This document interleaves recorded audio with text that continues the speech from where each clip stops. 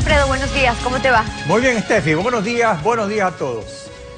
Para superar la contracción que sufre la economía nacional se requiere de relaciones armónicas entre el capital y el trabajo, de mutua confianza entre el sector productivo y el gobierno, y de liquidez para seguir produciendo y dando empleo. Richard Martínez, presidente del Comité Empresarial, buenos días, bienvenido a Contacto Directo. Buenos días, Alfredo, un saludo a la audiencia. Respecto a la armonía de las relaciones entre capital y trabajo, lo cual se puede visualizar en las cifras de conflictividad laboral y huelgas, ¿cuál es la situación y qué contribuye a mejorar esa relación la carta distribuida por el gobierno entre los trabajadores? Gracias, Alfredo. Mire, nosotros partimos de una premisa en momentos de complejidad económica que vive el país, y es que todos debemos centrar nuestros esfuerzos para proteger el empleo vigente de los ecuatorianos. ¿Cómo se hace eso? A través de darle sostenibilidad a las empresas. No vemos que esta carta que ha sido enviada a los trabajadores abone en ese sentido, por varios aspectos. El primero de ellos, y tal vez el más importante, es el enfoque.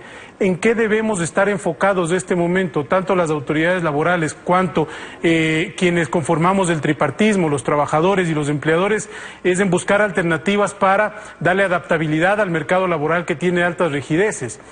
La pregunta es, Alfredo, si es que en estos momentos esta carta permite dar mayor empleabilidad a los ecuatorianos. En el último año, cerca de 80.000 personas han quedado en el desempleo, de los cuales un 42% son personas menores a 24 años.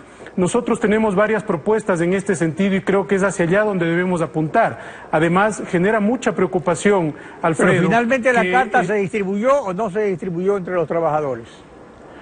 Bueno, se ha dado paso ya a distribución en varias empresas a nivel nacional. Entendemos que esto ya está en un proceso de distribución en todo el país. Nosotros hemos solicitado que se detenga el envío de esa carta porque violenta el Código del Trabajo. Por un lado, el Código del Trabajo limita la posibilidad de hacer proselitismo dentro de las empresas, tanto a empleadores como a trabajadores, por un lado. Y por otro lado, tanto la Constitución como diversos cuerpos normativos impiden o garantizan, mejor dicho, la inviolabilidad de los datos personales. En este caso, nosotros creemos que eso queda evidentemente lesionado con una carta de esta naturaleza. Ahora, según la encuesta del INE publicada en enero 18, a la que usted se refería, se han perdido, sumando y restando lo que hay entre el sector rural y el urbano, 60.000 puestos de trabajo adecuados. Ahora, el gobierno soluciona sus problemas de liquidez tomando la de otros sectores como el IES, los gobiernos autónomos y el sector privado. Ahora está pagando sus obligaciones a contratistas y a los gobiernos autónomos con los títulos del Banco Central, no con dólares. Esto puede atraer una inversión rentista porque hay renta segura en comprar esos papeles con descuento. Pero ¿qué efectos trae la circulación de esos medios de pago dentro de la economía? Alfredo, antes de dar paso a su pregunta, permítame dejar en la mesa una propuesta que es lo que corresponde al sector empresarial en este momento. Una propuesta que ha sido probada en más de 15 países sobre adaptabilidad laboral. Voy a poner un ejemplo. Si una empresa tiene actualmente 100 trabajadores y debe reducir la capacidad de trabajo porque se ha reducido la demanda del mercado, hay dos opciones. Una es reducir la nómina a 80, por ejemplo, 20 personas pasarán al desempleo, o mantener la misma nómina de 100 trabajadores, pero con una menor carga de trabajo. En el año 2009, solamente en 4 países desarrollados, este mecanismo de adaptabilidad laboral permitió que no se despidan a 1 millón de trabajadores. Es eso lo que debe discutirse en el CONADE de ahora en adelante, más allá de estas cartas que, insisto, no abonan en una buena relación entre la armonía del trabajador y el empleador. En relación a los temas de liquidez, Alfredo, si bien estos mecanismos pueden, por un lado, dar un respiro y una oxigenación a los empresarios para que cancelen sus deudas con el Estado, sobre todo aquellas tributarias, no es menos cierto que de las estimaciones que nosotros hemos realizado, aparentemente el monto que se va a emitir no cubre toda la deuda que tiene el Estado con algunos proveedores. No tenemos las cifras exactas, pero eso es ya lo que nos han previsto algunos empresarios y quisiéramos una aclaración de las autoridades, por un lado.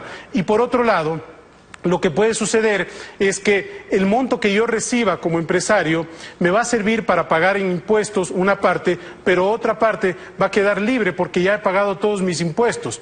¿Qué va a suceder con esos papeles? Tengo que negociarlos en el mercado y entendemos que esos papeles ya entrarán con un castigo del 4 al 5%, lo cual tiene un efecto en la liquidez.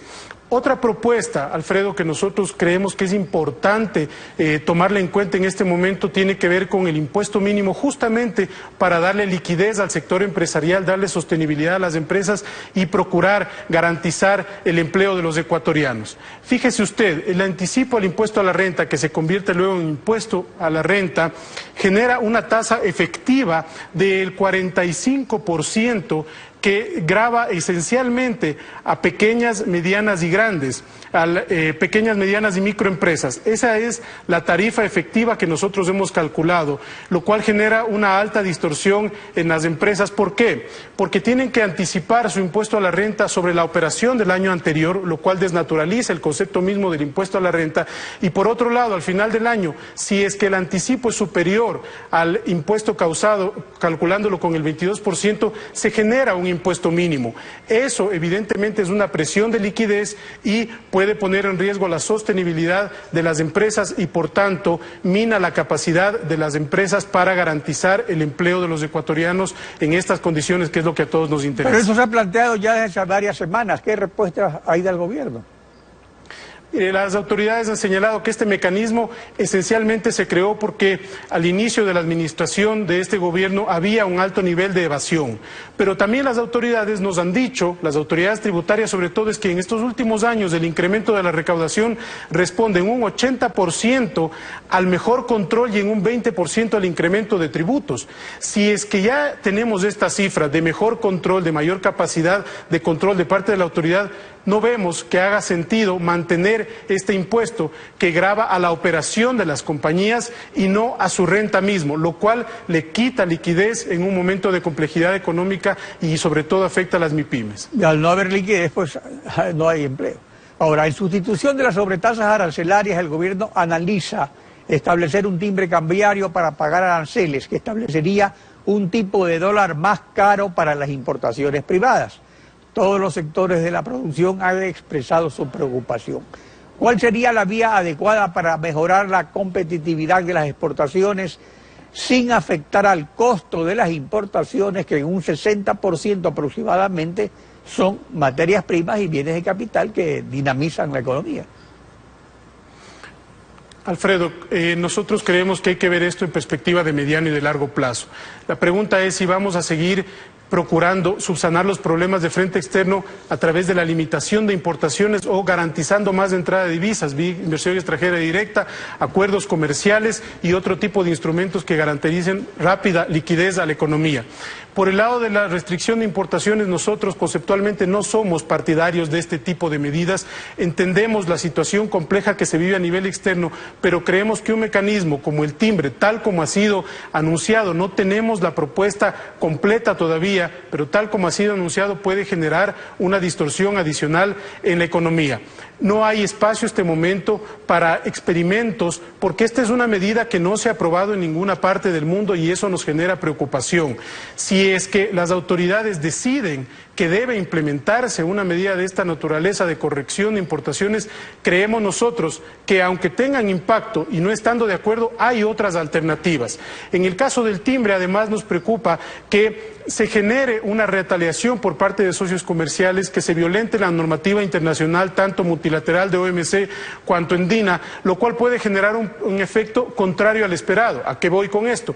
A que pueda generarse una restricción de acceso a mercados a nuestros productos estrella en distintos países. Pero además, Alfredo, hay que tener en cuenta que fruto de la menor dinámica económica, por un lado, y fruto del efecto que van a tener las salvaguardias durante estos 6 meses, nosotros hemos estimado una reducción de las importaciones en cerca de 2.000 millones para el año 2016. Si eso lo compensamos con las exportaciones que también van a estar afectadas, petroleras y no petroleras, y hacemos el conteo general de balanza de pagos, nosotros creemos que podemos llegar a un escenario similar al del 2014-2015, con lo cual este tipo de medidas medidas van a tener efectos colaterales mucho más profundos que los esperados, y más bien hay que buscar corregir los problemas de fondo de competitividad en el sector exportador, sobre todo por la vía de los costos, y allí entra el mecanismo de adaptabilidad laboral por un lado, y por otro lado también subsanar estas obligaciones pendientes que se registran por la devolución condicionada de tributos, que es una política que se adoptó el año anterior. Se pagaron los certificados de abono tributario hasta el mes de abril, y desde allí hasta la fecha no se han cancelado esa devolución de impuestos. La deuda en este momento es cercana a los 300 millones de dólares. Entonces hay alternativas, es lo que hemos planteado a las autoridades, tanto a nivel formal por varios escritos, cuanto a nivel verbal en varias reuniones que hemos tenido, porque definitivamente creemos que el timbre cambiario puede tener un efecto mucho más perjudicial del que se prevé en primera instancia. En un país dolarizado, los dólares no solo vienen de las exportaciones no petroleras y de las remesas de los migrantes, ni tampoco es cierto que las importaciones son dólares que se van y no vuelven, porque son inversiones en materias primas, bienes de capital y bienes de consumo no perecederos que se quedan en el país, dinamizan la economía. Para atraer más dólares al Ecuador, ¿qué se requiere en estos momentos? Creo que hay buenos pasos que debemos ponerlos en la mesa. El primero es la aceleración de la suscripción del acuerdo con la Unión Europea. El segundo es la ley de alianza público-privada que fue aprobada en meses recientes. Pero eso requiere un ambiente y un clima de confianza en cual el empresario, no solo externo, sino el local también, pueda volcar todos sus recursos de inversión para darle sostenibilidad al empleo y sostenibilidad a la dolarización. Además, Alfredo, es importantísimo tener una agenda comercial clara y contundente con nuestros socios comerciales más importantes. Nos ha llamado la atención, por ejemplo, que estemos priorizando en este momento las relaciones comerciales con Irán, un socio que no es miembro de la Organización Mundial del Comercio y en cuyo caso una suscripción comercial puede tener efectos colaterales muy negativos. Creemos nosotros que hay que apuntar hacia los principales socios comerciales del Ecuador. Estados Unidos es el principal socio comercial no petrolero. En este mes ya tienen que aprobarse y renovarse las preferencias del sistema generalizado de preferencias, pero ese esquema para el exportador no es un esquema que le garantice previsibilidad en el largo plazo. En esencia, lo que consideramos que hay que hacer es aterrizar esa agenda comercial con nuestros principales socios y, por otro lado, entrar seriamente en una pausa normativa que también lo hemos planteado en diversas ocasiones como un mecanismo para darle previsibilidad al empresario para que pueda planificar en el largo plazo. Y respecto a esa pausa normativa, ¿qué efecto tiene el proyecto resucitado de ley de herencias? Mire, hay que ver dos cosas en ese proyecto. Primero, el concepto. Por principio, nosotros como sector empresarial no estamos en desacuerdo en combatir la inequidad, más bien creemos que eso es un objetivo deseable a largo plazo. Pero creemos que la inequidad se combate de otras formas, generando más oportunidades en educación, generando más oportunidades para accesibilidad al emprendimiento, generando más oportunidades para la ampliación del capital de las empresas. Pero esto por la vía de incentivos. Por el otro lado, entendemos que el proyecto que ingresa a la Asamblea tiene un componente de combate a la elusión y a la evasión. Nosotros somos los primeros en combatir o en desear que se combata la ilusión y la evasión porque eso genera una competencia desleal. Pero también creemos que este momento en lo que hay que priorizar la política pública y reenfocar sobre todo la política laboral es en garantizar el empleo de los ecuatorianos. No hay mayor factor de inequidad, Alfredo, que el no contar con un empleo sostenido, decente y adecuado para los ecuatorianos. Richard Martínez, gracias por acompañarnos en Contacto Directo. Muchas gracias.